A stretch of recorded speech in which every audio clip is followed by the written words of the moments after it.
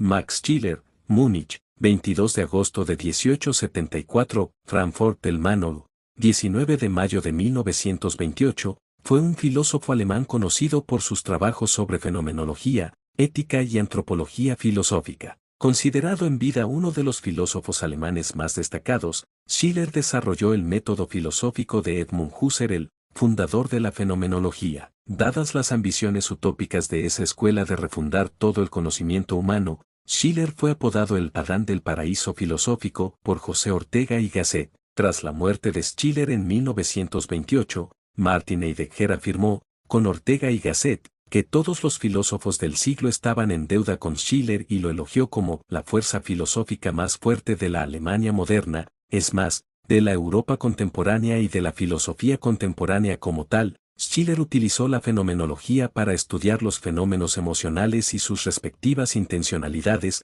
los valores, y a partir de ellos elaboró una muy sólida y original fundamentación personalista. De la ética, la realización de los valores se concretiza en modelos humanos que invitan a su seguimiento. Dichos modelos serían el héroe para los valores vitales, el genio para los valores espirituales y el santo para los valores religiosos. El 22 de agosto de 1874 nace en Múnich Max Schiller, hijo de padre luterano y de madre judía. Tuvo una educación bastante típica de finales del siglo XIX en un hogar judío inclinado a la asimilación y el agnosticismo. Se bautiza en la Iglesia Católica durante sus estudios secundarios. En 1889, fue, en su juventud, dirigente estudiantil por lo que pudo percibir directamente la problemática de la universidad alemana y europea de su época. Al finalizar esos estudios se matricula en la Facultad de Medicina de la Universidad de Múnich, pero el año siguiente se traslada a la Universidad de Berlín para estudiar filosofía y sociología,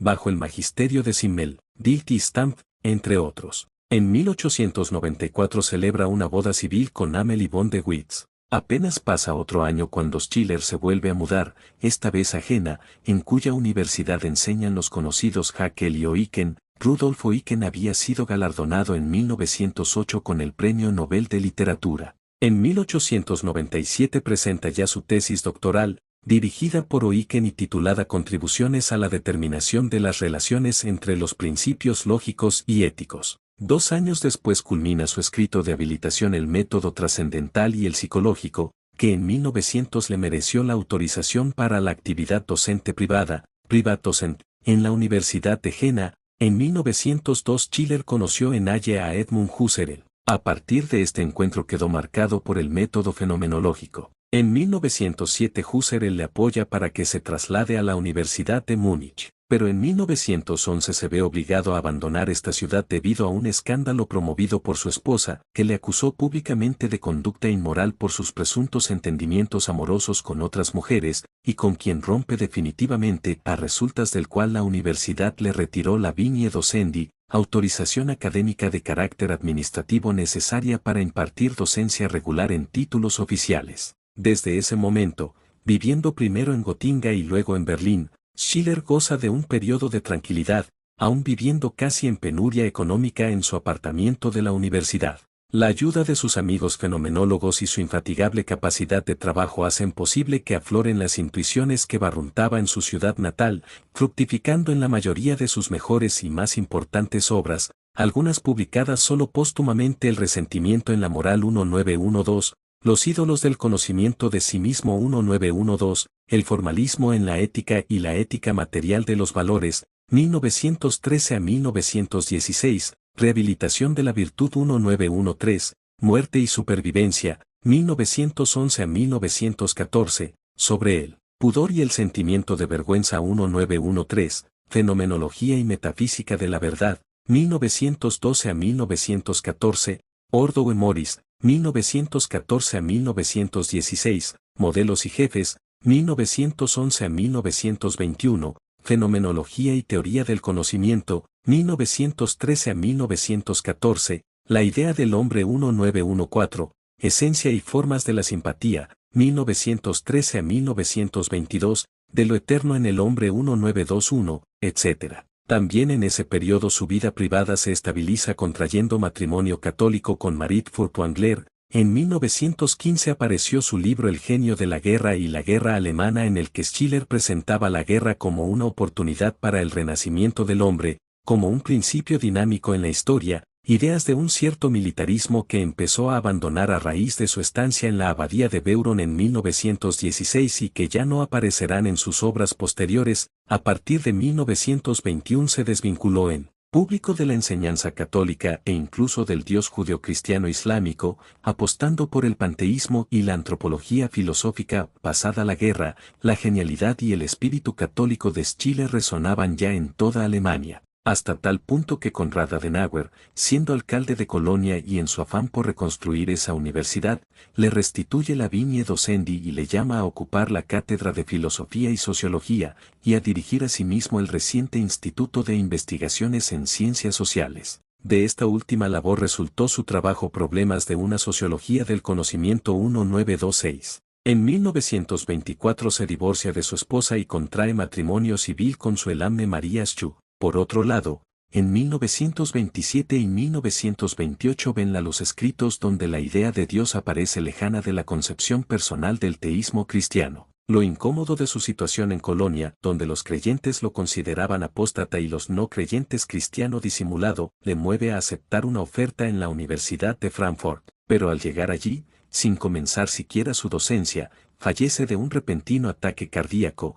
el 19 de mayo de 1928. Es enterrado en Colonia, y poco después se publicaría su conferencia El puesto del hombre en el cosmos. Sus proyectos inmediatos se encaminaban a la definición de un sistema de antropología filosófica y de metafísica. Un aporte fundamental de Schiller ha sido la descripción de la enorme riqueza e importancia ética que posee la vida emocional del hombre, la cual es primaria respecto de otra forma de saber. Así, en Esencia y formas de la simpatía 1913, usa del método de Husserl de la descripción fenomenológica aplicada a las emociones que relacionan a los seres humanos unos con otros y con el mundo de los valores. Especial importancia poseen el amor y el odio como las actitudes radicales para la captación de los fenómenos valóricos. Partiendo del concepto husserliano de reducción fenomenológica, Schiller distinguió las esencias de lo que es tangible, real o existente, lo que llevó a la afirmación de la independencia de los valores, eternos e invariables, respecto de los bienes, que serían sólo sus portadores circunstanciales, lo que ha significado que a Schiller se le acusase de platónico. En importancia, a este título le siguió su obra más famosa El formalismo en la ética y la ética material de los valores, 1913 a 1916, un tratado en 2 volúmenes que intentan dar un nuevo fundamento personalista a la ética. Desde este nuevo fundamento se critica el enfoque ético meramente formal del filósofo alemán Immanuel Kant y lo cambia por un estudio de los valores en cuanto contenidos específicos de la ética, los que se presentan de un modo directo e inmediato a la persona y no a la conciencia, como sostenía Husserl. Los valores, según Schiller, se presentan objetivamente, esto es a priori, como estructurados según 2 rasgos fundamentales y exclusivos, la polaridad. Todos los valores se organizan como siendo positivos o negativos, a diferencia de las cosas que solo son positivas. La jerarquía, cada valor hace presente en su percepción que es igual, inferior o superior a otros valores. Esta jerarquía da lugar a una escala de valores que Schiller ordena de menor a mayor en 3 grupos: los valores del agrado, dulce, amargo; los valores vitales, sano, enfermo; los valores espirituales. Estos se dividen en estéticos, bello, feo; jurídicos, justo, injusto; intelectuales, verdadero, falso; los valores religiosos, santo, profano. Los valores morales no son una categoría de valores porque no poseen portadores, son valores puros. Su realización es más bien indirecta. Se verifica en la realización de los otros valores según su polaridad y jerarquía objetiva. Cuando todavía se consideraba católico escribió de lo eterno en El hombre 1921 justificando su conversión y después un estudio de la sociología del conocimiento, Die Wissensformen und die Gesellschaft, formas de conocimiento y sociedad, 1926. Posteriormente se alejó del catolicismo y desarrolló una filosofía, basada en una concepción más bien hegeliana de Dios. Vale decir que es el hombre el lugar por el cual Dios se hace manifiesto en la historia. Dios necesitaría del hombre para poder manifestarse realmente. Esta tesis es consecuencia de su polémica idea de que el espíritu es impotente. Ahora bien, el conocimiento abstracto y los valores religiosos obtendrían toda su fuerza de realización en los impulsos básicos humanos. Schiller se opuso desde el comienzo a Freud respecto de que lo superior surge de lo inferior. Sostiene Schiller que es imposible deducir de la sola represión sexual la capacidad del hombre de hacer surgir la novena sinfonía de Beethoven o los hermanos Karamazov de Dostoyevsky. En el puesto del hombre en el cosmos 1928 estableció una serie de problemas que hoy son considerados como piezas clave para la elaboración de la antropología filosófica. Biografía breve. Nombre completo: Max Ferdinand Schiller. Nacimiento: 22 de agosto de 1874, Múnich, Alemania. Muerte: 19 de mayo de 1928, Frankfurt del Mano, Alemania. Corriente filosófica: fenomenología, axiología, teoría de los valores, filosofía personalista. Fue uno de los pensadores más importantes en el puente entre la filosofía de Edmund Husserl y las corrientes existencialistas y personalistas posteriores. Influenció a Karol Wojtyła, el futuro Papa Juan Pablo II. Principales pensamientos e ideas. A. Teoría de los valores. Para Schiller, la moral no depende solo de normas o utilidad, sino de valores objetivos que existen independientemente de nuestras opiniones. Los valores se intuyen emocionalmente, no racionalmente. Ejemplo: sentir que la banda es valiosa no requiere un cálculo lógico. Clasificó los valores en una jerarquía: valores de lo agradable diagonal desagradable, placer, dolor; valores vitales, salud, fuerza, bienestar; valores espirituales, verdad, belleza, justicia; valores religiosos, lo santo, lo sagrado. B. Fenomenología del amor.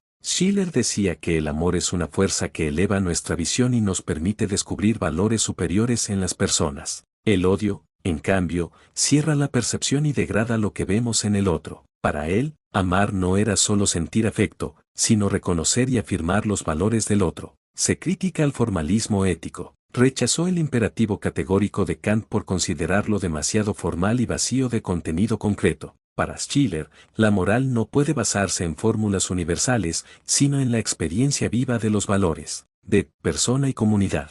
Definió a la persona como un ser espiritual único, no reducible a la biología ni a lo psicológico. Defendió que la comunidad no es solo un conjunto de individuos, sino una unidad de amor y valores compartidos.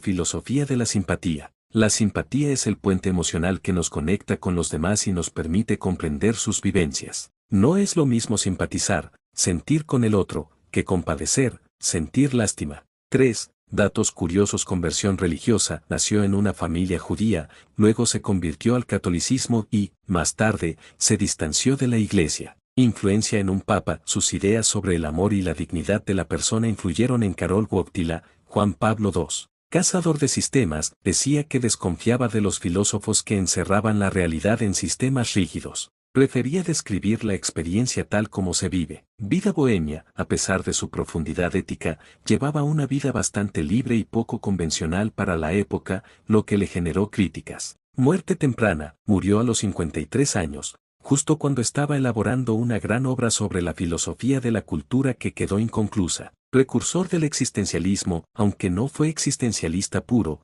su énfasis en la persona y la experiencia inspiró a pensadores como Heidegger, Ortega y Gasset y Gabriel Marcel. Ejemplo práctico de su pensamiento: imagina que ves a un artista callejero pintando. Kant diría: valóralo como persona porque es un fin en sí mismo. Un utilitarista diría: si su arte alegra a la gente, es bueno. Schiller diría: lo valioso está en que, al amarlo como persona, puedes descubrir su verdad, su belleza y su dignidad espiritual, independientemente de si te es útil o no. Infancia y formación, 1874 a 1894. Nacimiento, 22 de agosto de 1874 en Múnich, Alemania. Su padre era de origen protestante y su madre era judía, lo que lo colocó desde niño en un ambiente religioso y culturalmente diverso. Fue un alumno brillante y curioso, con gran inclinación por la filosofía, la religión y las ciencias naturales. Ingresó a estudiar medicina y filosofía en la Universidad de Múnich,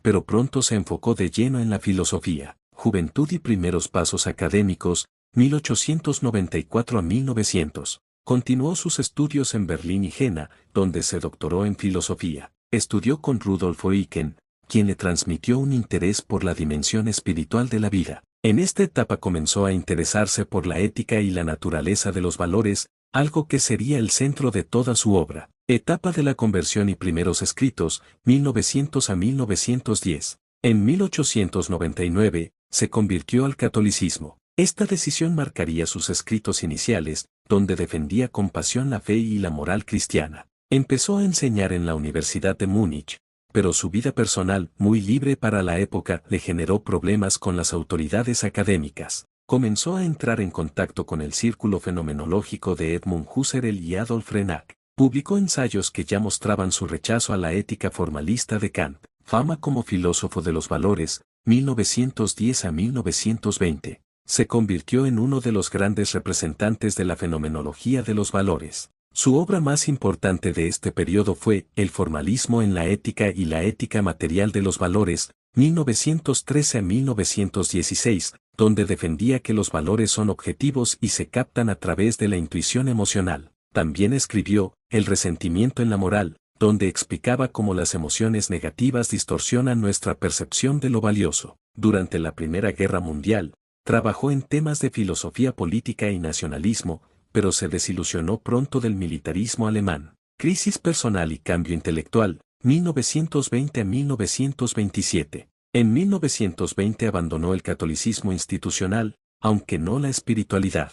Empezó a interesarse más por la antropología filosófica, la reflexión sobre qué es el ser humano, y la filosofía de la cultura. Influenció a filósofos como Ortega y Gasset y Gabriel Marcel. Escribió obras como El puesto del hombre en el cosmos, 1928, donde afirmaba que el ser humano es un espíritu encarnado que trasciende lo meramente biológico. Últimos años y muerte, 1927 a 1928. Fue profesor en la Universidad de Colonia y se dedicó a preparar una gran obra sobre la filosofía de la cultura y la sociedad, que quedó inconclusa. Murió repentinamente el 19 de mayo de 1928 en Frankfurt del Main, a los 53 años, víctima de problemas cardíacos. Su muerte dejó truncada una etapa de madurez intelectual que prometía cambios importantes en la filosofía del siglo XX. Legado. Influyó decisivamente en el personalismo y en el pensamiento cristiano moderno. Karol Wojtyla, Dietrich von Hildebrand. Su teoría de los valores inspiró a corrientes éticas contemporáneas.